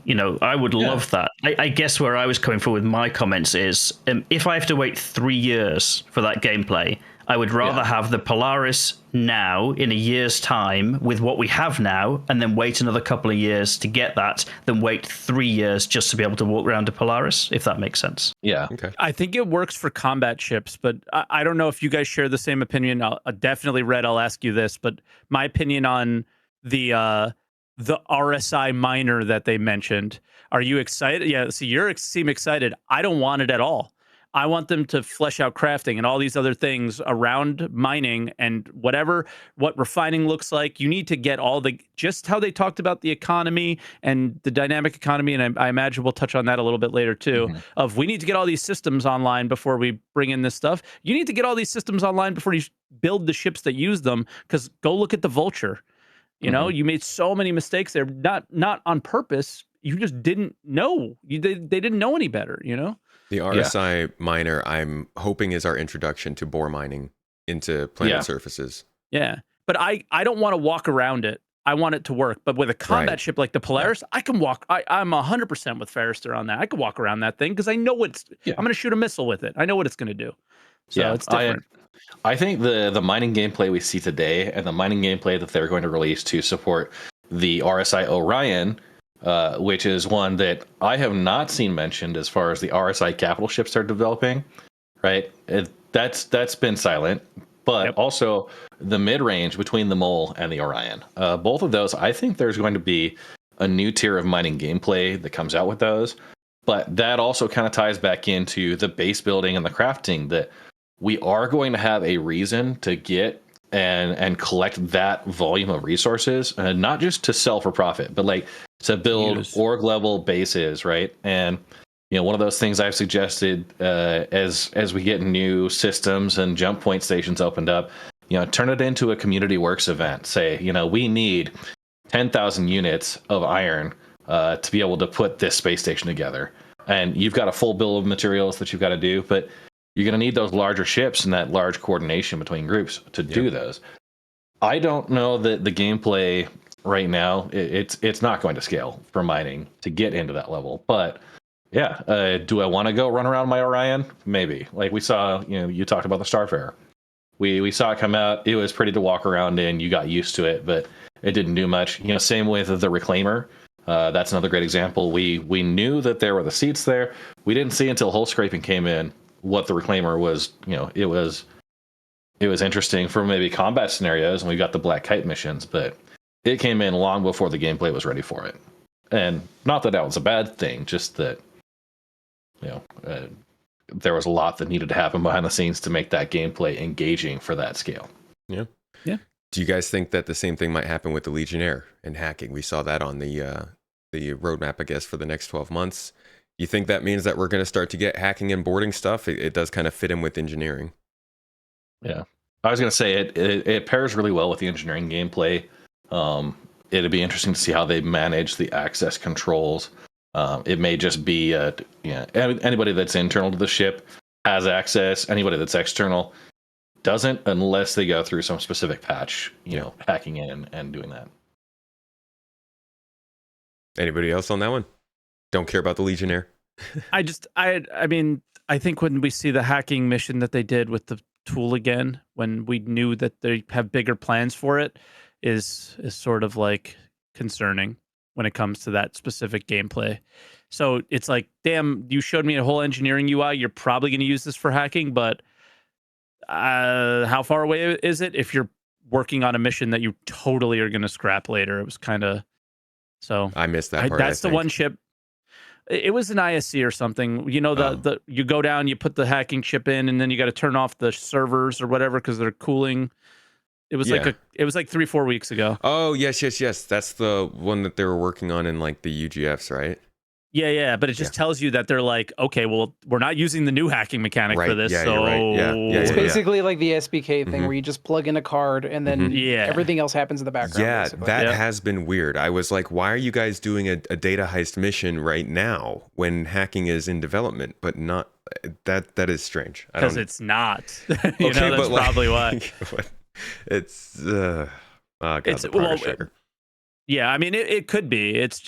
It's one of those things that was weird, right? Like Yeah. the question you ask is totally valid. Yeah. I It think just makes me go because it's not, I think it's because the mission designers are coming up with like they're cooking up new ideas to use this technology on, but like the tech is not ready yet. So they're Sure. pushing it in a Yeah. state that doesn't have it, but it will be when it's ready. At least that's my assumption. Yeah, So. like But that then mission could be one of the coolest missions, But then but I'm not kind right of, now. You I'm know? like, well, then why not do a data heist? Why not do another type of mission now and do a data heist when you have more of the gameplay? And maybe that's just, internal scheduling stuff. Maybe that's internal communication stuff. I don't know. But Could just Maybe be like originally what the that's- developer finds yeah. fun. yeah, Yeah, or originally it was going to be in parallel, but something happened with the hacking, and they're like, well, let's just push the mission out in a earlier state, and that's content. Maybe. We'll come back It's to cool. it later. maybe. Yeah. How about modularity? That's something else that I think they kind of teased with the MPUV and the Retaliator. You guys think we might be seeing that finally with the, hopefully with the Retaliator first, as they've said it was supposed to be? Hopefully, but I won't hold my breath, really, honestly. Yeah. The Retaliator, I've been waiting on that rework for the longest time. It was the first ship I really fell in love with the game. So to see them finally come back to it, I know it's the same for like the 600i owners, but in terms of modularity, it seems like from what they showed, the concepts and the work for it was done, but like the plugging in and getting it to work with the existing systems was where the actual like delays were happening with that. Because they have to deal with the physics grid systems and all that complicated nonsense that goes with it, which apparently was why the whole C also was needed to come in, because the tech for that, I guess, I think if I recall, like interlocks with that, like the idea of adjustable physics grids and stuff like that. There's a whole bunch of like black magic that goes into it, and modularity is part of that as well too. Because once the Retaliator gets that modularity, I'm wondering if they can then scale it to like the Caterpillar. Because remember, Caterpillar was supposed to be modular as well too. So yeah, there's a whole lot on there, which is the reason why I guess they put resources away for it, and then now they're coming back, or at least I hope they're coming back. And yeah, I don't know. We'll see how that goes. We will. I think what's got me a bit nervous about modularity is on the ship section, they talked about the Idris, and that the Idris was going to be ready and in players' hands whenever Squadron 42 comes out. And then after that, they said, but the Javelin will follow afterwards because there's some complexities about modularity that we still need to figure out. And that suggests to me there are still some problems that need to be solved. Given that we don't have a date for Squadron 42, that they are going to need a fair chunk of time to figure out. Mm-hmm. Yeah. And is modularity a core tech for Squadron? I don't think so. I think that's more a persistent universe feature that's going to come with that snowball of developer resources starting Q1. That hopefully that's one of those at the top of their list rather than just focusing on base building. Yeah. We have teams dedicated to solving those problems now that they have the time to do that. Any other ships that you guys really caught notice of during this event that jumped out to you that you're excited for? I mean, that was the worst panel. That's all I have to say. Everything was so good, but it wasn't the worst panel because it was bad. It was a ship. It was normal. Nothing else was normal about CitizenCon. That was just a normal panel. Isn't great? Yeah, normally I'm excited to see what ships they're working on, but this time around, because of everything else they had been showing even prior to that, it was just like wrap it up, guys, wrap it up. Yeah, let's go. All right then. We'll see you on IC 14 times this year, John Crew. It's okay. Red Monster, you were saying something? I was gonna say, as a sucker for the EMP ships, the Zeus MR, it definitely made a spot in my fleet. That's all I've got to say about it. Aside from Ben Curtis and I shared a slim tummies moment, slim bellies, whatever. I like the CL and the ES. I could see having uses for both of those ships. I'm not crazy about the design, but the size of the ship, the role it hits, and the way it goes about it, I do like. So I'm going to keep an eye on that one. That's like maybe a buy-in game someday. Maybe it'll replace my C1. Yeah, I love the way it looked. Yeah, it looks awesome. But one thing I wanted to hit on, though, with the MR specifically, is the prisoner pods in them are also horizontal. And we saw a little while back that they're doing that also for the Hawk. Because the Hawk is going to have like the horizontal prisoner pods. Like, is that a thing going forward now? Like, is the Stalker now going to have horizontal pods in the future? Like, I'm curious as to like what's going on with that. Yeah, because they're not you doing. Snap them in somehow with a tractor beam. Yeah, maybe That something seems like so janky though. That seems so hilarious, just pulling somebody with a tractor beam and just throwing them around like a Gmod map or something like that. Oh yeah. All right, so last highlights that you guys had for CitizenCon before I finish up with the final question. What were the biggest moments for you? I mean, for me, of course, obviously the audio stuff, but that's because I'm the audio guy. But I mean, that is really like the biggest highlight for me. I love Dude, that how cool stuff. is that? How Yeah. cool is that though? That you know that you had to have a huge impact on that. Did they tell you? No. I mean, a lot of people say I have a huge impact, and I'd like to think that, but we have to remember that they've been wanting to do this since like 2014. Like that's the last time They've we heard. always mentioned it. Really, They've always mentioned Okay. it, yeah. Like I remember as far back as it was a 10 for the chairman. Actually, in my recent video that I put out, I actually used that clip where people were asking Chris, they're like, Chris, you're going with this like Star Wars style audio. Like, when are you going to do that? And he's like, yeah, I mean, typical Chris answer. Like, yeah, we could definitely put it in the game, but imagine. A year. Yeah, exactly. And then it came up again in 2018 when they had sound designers on Reverse the Verse, and they were talking about like, it would be so cool if you could turn the sound simulation off, and what if you got EMP'd and all this and that? It was all Imagine talk, right? Mhm. And then eventually, as time went on, I think they kind of got design documentation nailed on it. I talked to sound designers in the past about it who used to work at CAG, and a lot of them were like, yeah, this is stuff we want to do. It's just not dedicated to the resources yet. There's so much other stuff we have to do first, but it's something that we 100% want to do. I was like, okay, cool. And then that's why I went and did my videos, because they said that that is what they want to do. Doesn't mean they could. And I did the videos because I wanted to illustrate what that would sound like if you had no sound simulation. And obviously, there is a huge, group of individuals out there who play Star Citizen who really would love to do that, regardless of whether it would affect your situational awareness or whatnot. There's still a large group of people who just enjoy the space aspect of it and the realism that it could bring when you do that in the simulation. And yeah, so I'm certain CSG looked at the videos and they're like, maybe we should start working on that for Squadron 42 and put it in there. Yeah. Maybe there is something like that there, but ultimately at the end of the day, it was something that they have talked about for a long time, going as far back as even Chris mentioning it. So, Well, Okay, I didn't know that. I was like, this guy's sound Tarada. This is he's gonna do sound things, and they're gonna do it. That's what I thought was going on, because I was like, that was the coolest video I've ever seen, and I loved it. But now what happens? How many years back are we now? Is what I was thinking. But I had no idea that this was the plan the whole time. Actually, yeah, it was That for was a long awesome. time. Yeah, Are they and sticking? Are they sticking to the simulation thing, or is it just you can turn realistic mode on and off? The idea that they're going for is that we are going to be able to tweak it, and also there's going to be gameplay elements that are going to be out of your control. So, for example, if you get EMP'd or the actual simulation component on your ship gets damaged in combat, you will just lose out on that. Sick. Kind of like in Elite Dangerous when you get cockpitted, right? Like if you have your cockpit blown out and you lose all the sound, like there's a gameplay element attached to that when that happens. Cool. And so that's kind of like the idea they want to go for. Now, of course, they haven't really explained much more beyond what we saw. I'm hoping next year or within the coming few months that they will kind of elaborate more on it.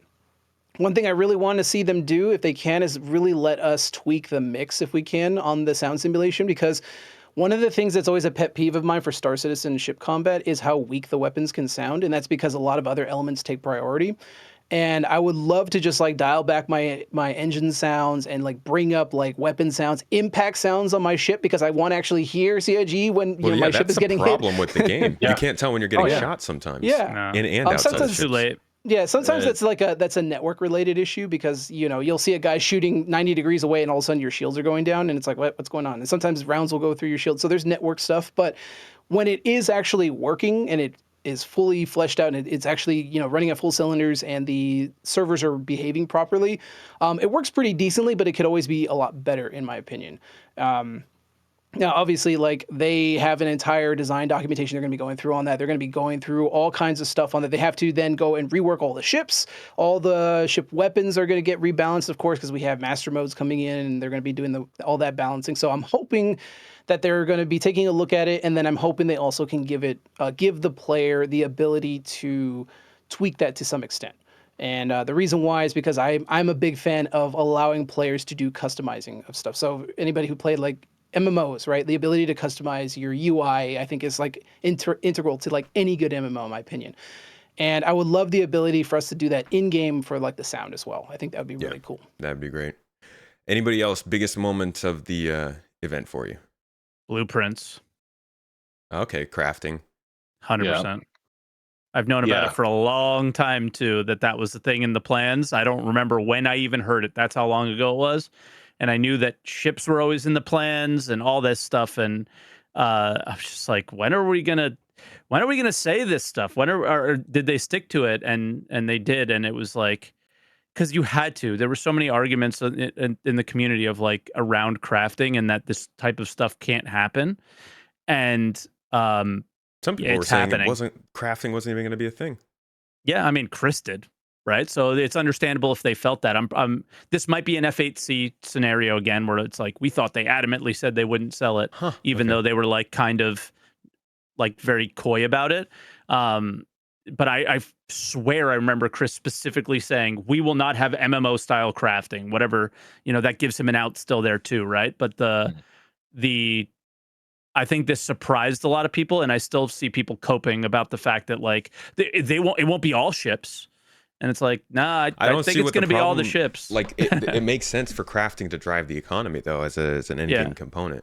But it's interesting that both of your kind of biggest moments were again those sorts of things that like they talked about a long time, and we were always like, okay, but when is that happening? Much like a lot of the other stuff in this event. RedMonster, you gonna continue the trend? What was good for you? Oh man, yeah. So obviously, hands down, crafting and kind of the base building aspect. I'm very excited about that. As an industrial player, I finally have something to do with all those raw materials besides go and sell them for an extra digit on my account balance.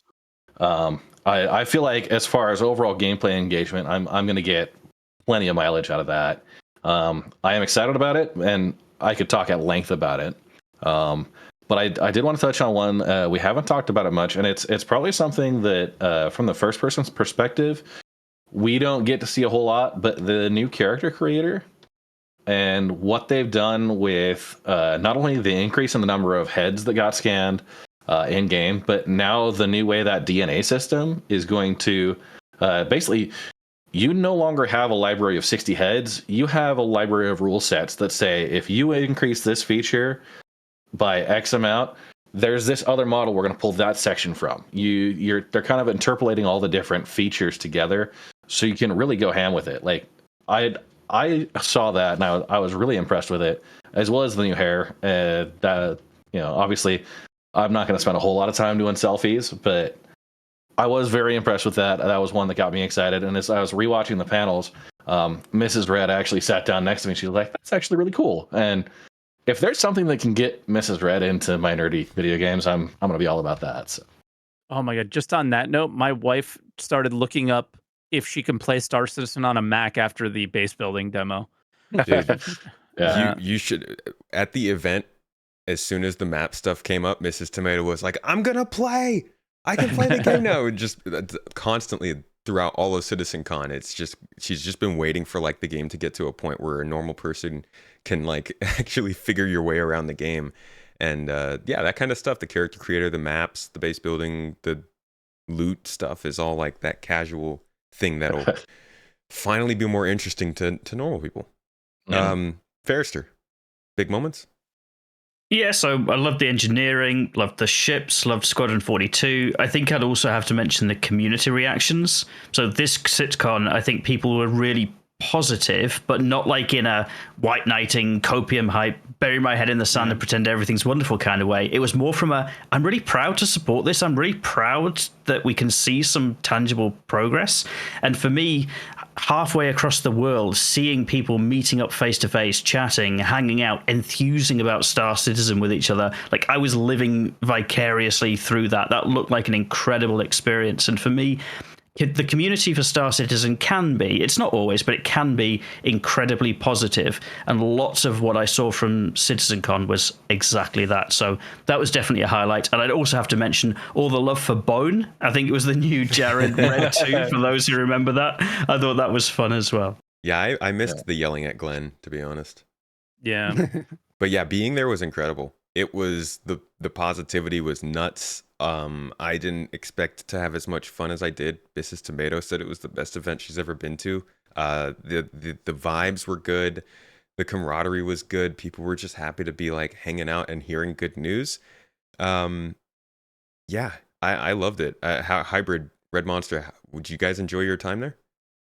Yeah, absolutely. I think like one of the interesting factor is that when I first got in the doors and I was kind of taking the temperature of all the other citizens that were there, I think everybody was kind of like, there was a lot of uncertainty and a little bit of apprehension because people were seeing all the pyro stuff and were like, oh no, is it going to really be like more 4.0 stuff? Like we've seen this already time and time again. And that immediately it melted away. Like there were so many smiles on everybody's faces, just even after the Star Engine demo, even though it was like stuff that we've already seen, we already know Star Citizen is capable of. The fact that they had put together this demonstration and then they started going into panels explaining in depth all this new stuff, everybody was just grinning like idiots the entire time. It was just like, I think everybody was like very, very satisfied with their time there. At least that's what I think. I mean, I can't speak for everybody, of course, but yeah, it was very interesting. Like immediately walking in, people were like excited, but a little bit apprehensive. And then you walk in, you're like, oh no, pyro stuff. And then immediately panels go and you're like, oh my God, this is amazing. The This is show incredible. floor was really impressive. Really well done. But yeah, we were all like a bunch of proud parents, I think. Yeah. Yeah, I think it's the best way to describe it. Yeah. Like even the biggest white knights got it, like over the last couple of years had to have a level of embarrassment of their hobby, right? Like I'm not going to share this with all my friends because it's not ready for them yet. We don't really have to be embarrassed of our hobby anymore, right? And that's kind of what I think changed a little bit here is like you could show them something and what it is going to be, and it's very easy to understand. And you'd be like, well, just wait. Don't play right now. But you know, you have something to show them that like this isn't like everybody. When I worked in the casino, everybody that played video games, they'd be like, what games do you play? And I'd be like, I play this game Star Citizen. Oh, isn't that the game that's never coming out? Isn't that this game? You know, like now it's like, isn't this the game that had that you know, that's what it's going to be now. So it's way different of just a vibe, you know? Yeah, we're kind of cresting that hill towards like going into the mainstream slowly over time. And this is again why CAG really have to strike while the iron is hot, but they also have to make sure they get it right. Like when we see a lot of the people who are doing the reacting of like the Squadron 42 stuff, there was a lot of people, if you look at, especially in the chat now, of course, chat's chat, and Mike can, of course, attest to this. Chat is chat. But at the end of the day, Star Citizen has a reputation, right? We all know it has a reputation. And in other circles outside of Star Citizen itself, like everybody kind of looks almost down on Star Citizen in certain aspects, right? Now that's slowly changing because they're finally putting their money where their mouth is. They're showing off this cool gameplay features. They're saying that the game is now feature complete and in polishing. Everybody's like, cool, show us that it was worth all that money you guys apparently blew for over the past 10 years, right? And they need to get it right. They need to do a lot of play testing. The polishing needs to be done 100% right because, again, I think it's going to be, in some ways, in my opinion, probably going to be unfairly critiqued a lot. I think there's going to be a lot of people in there who are going to see like a one NPC glitch out in Squadron 42 and be like, see, this is the reason why you can't waste money on games like this or something like that. Like, honestly, there is going to be some people like that. And in my opinion, like they need to get a lot of that stuff hammered in and dialed in if they can. Because there is going to be a lot of people who are going to go into those trailers again and be like, yeah, look at the frame rate there. Look at the NPCs. Like, you know, we all saw that.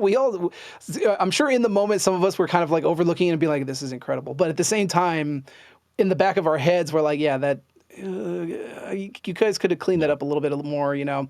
At the end of the day, we love that CIG are a bit candid. They're willing to show us demonstrations that have all the warts and bugs and stuff like that because not only are we used to that in the game, but it's also just different from how the industry generally operates. Everything is all very, very corporate and clean, whereas I mean, CIG's kind of going that route with their ship sales and stuff like that, but that's a whole different thing. I'm talking about like this actual demonstration and stuff like that, them showing gameplay. I mean, we've seen a lot of the other Citizen Cons where they've shown gameplay and like their stuff would just crash and stuff. And any other company would be absolutely just mortified if something like that happened. But CIG is willing to let that happen because of the fact that they're willing to be open about how the game is. They know everything's complicated. They know things are like that. Like it's not always going to work. And we understand that as playing the game, but now that we're cresting this hill towards mainstream, I think they need to really look at that and be like, okay, we need to kind of rein that back and actually try to clean up the image as much as we can. Because a lot of people are going to be looking at it and be like, where did the money go, right? Yeah. Yeah. So What- this event, and RedMonster, I want to open with you because I do want to hear about your experience in person as well. This event, I guess, just to close us out here, uh, from each of you, was it a success in what it needed to do? And do you feel like it even went a little bit further than that? Red, let's start with you. Yeah, first off, the only panel that I was not there for was the cosplay competition. Everything else, I was glued to my seat. I enjoyed the crap out of the technical details, the level of detail they went through, but I feel like the number one thing they did very, very successfully was they bookended the convention with the Star Engine demo, which is our new Pupil to Planet, just absolute eye candy. 28 minutes, showing. I'd say 90% of that is in game today, and the next 10% is, on a 12-ish month release. You can send that to somebody and say, "Hey, this is that nerdy space game I've been talking about for 10 years," right? And then being in the audience as the Squadron 42 video rolled out, not to go too fanboy, but I feel like that was probably the closest to a religious experience I've ever had. We see the intro video. We've got the F7As doing their patrol through the gorgeous clouds, and then it turns around with the second fleet and the bagpipes hit. Like they're just something like primal. The subtle every Wing hair. Commander theme was the one that got me. I was like, hell yeah. When was that? I don't know the Wing Commander theme. Was that right at the beginning with the bagpipes? It was just like an undertone of the Wing Commander theme, and I'm just like, yo, this is awesome. I gotta go find that now. Every That's cool. on my arm was just like standing up at that moment, and it was fantastic. So yeah, it was like it was a very, like you said, it was like a primal feeling for anybody who's interested in space. Like you see people who are like, yeah, Battlestar Galactica vibes. Like there are a lot of fans of different types of space fictions that are all kind of getting their wants answered with a game like this. Yeah. How about Farrister? How about you? What do you think of the event overall? It wasn't what I expected at all. When it was kind of badged up as Welcome to Pyro, I was expecting like one panel that says, this is what Pyro looks like now. But I really liked how they weaved the theme into each of the panels and weaved it into tangible gameplay. I think I would say the day and time choice wasn't great for some of us that weren't in attendance and living across the world. As somebody who's stayed up for CitizenCon previously over the years, I'm just not able to do that at 2 a.m. on a Monday morning before work for the kind of closing. Yeah. So I'd love to see, if it's a 2-day event in the future, maybe a Friday or on a Saturday or more international times. But I appreciate that's really difficult to do. But equally, when they've got an online viewership of kind of like 30,000 people plus watching it live, I think that would help.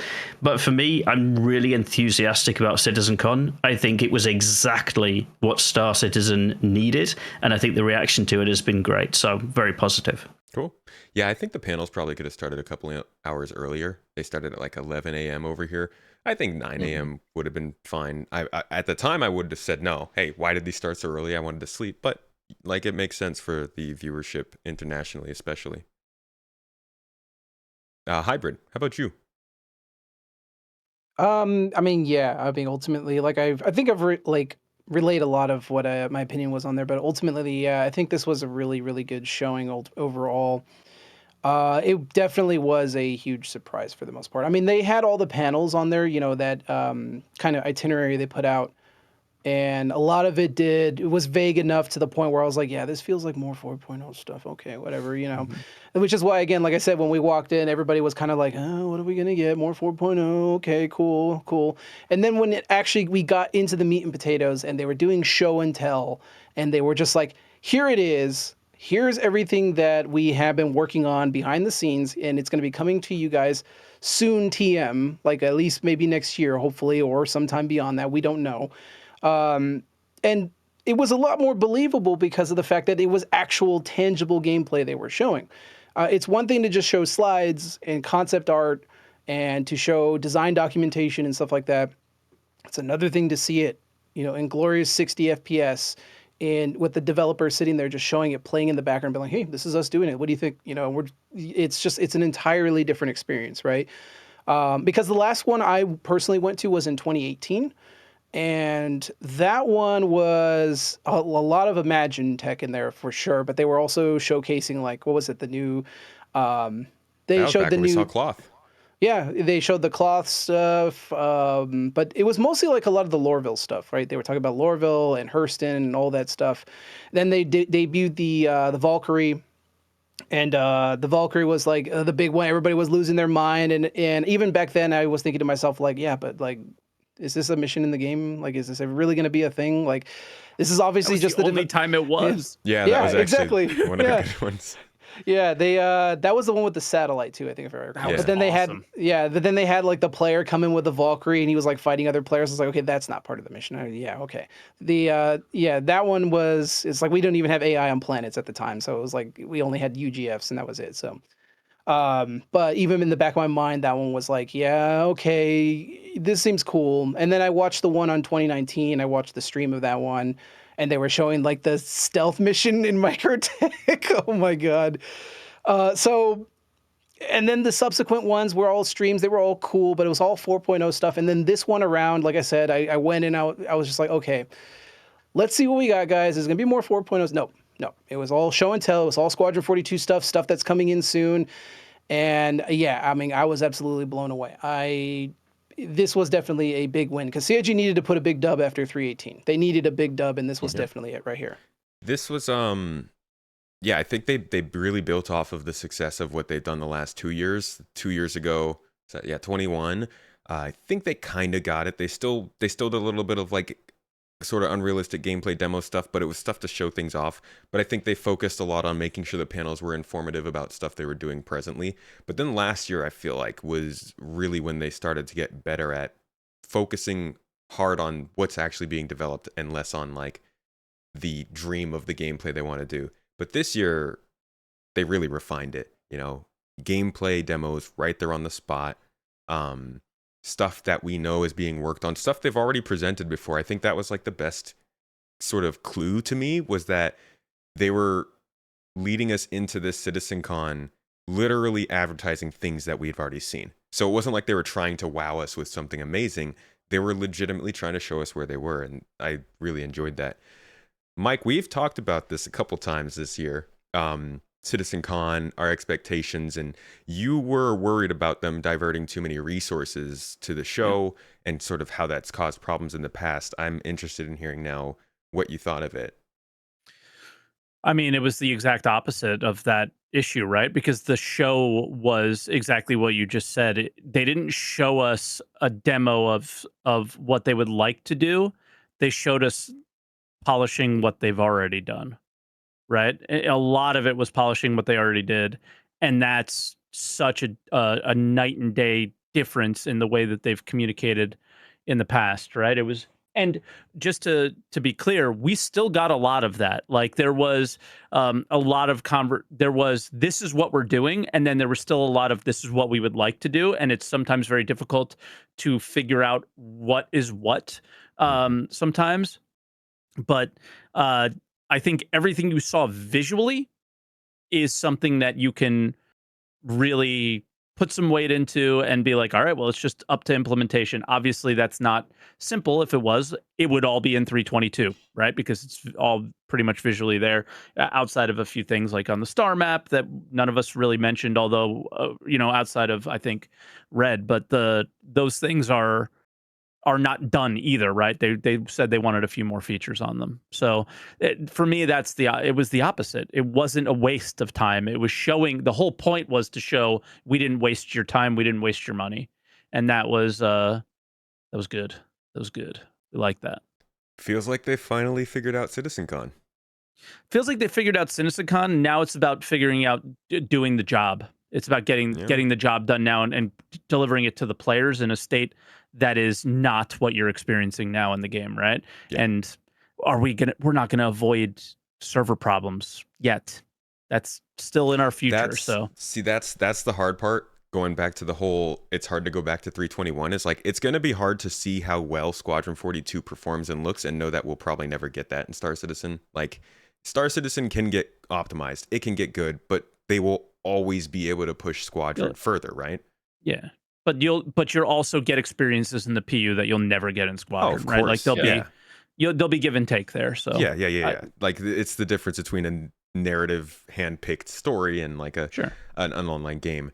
But when I see people talk about like the quality of what they showed with Squadron, I'm like, guys, it's going to be a while before we get that in Star Citizen. Even if they get the gameplay, the server problems and stuff will still make it a little bit rough. I mean, just the NPCs alone, like in Squadron, I was like, oh my god, the NPCs are working. What is this black magic? Yeah. Yeah. But if you look at the like feature set, they had a panel on nearly all of those things. Yeah, that's so it's the like best part. you are going to get that polish sooner than you You're think. going to get that gameplay at least.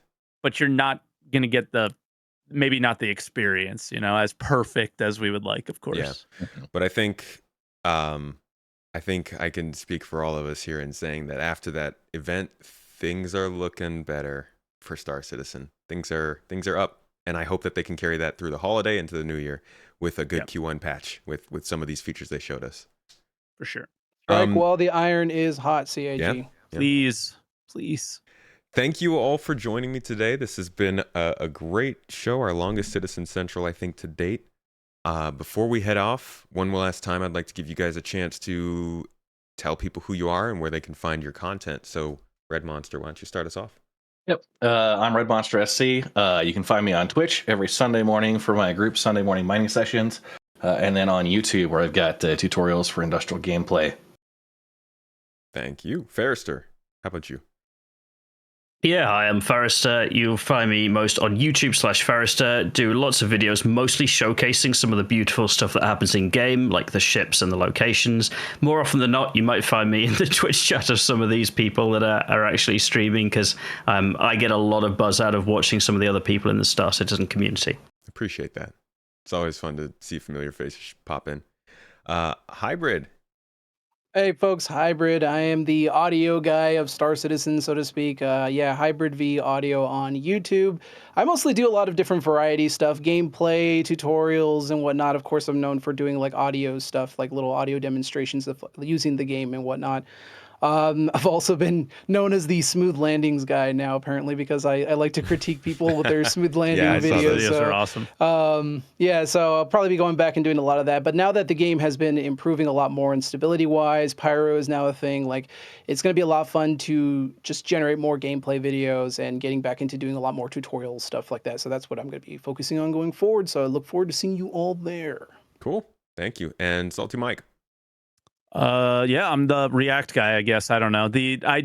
I'm so excited to just start doing things in game again. We have Pyro now, and I am really curious to see what this testing process will be like throughout the next couple weeks.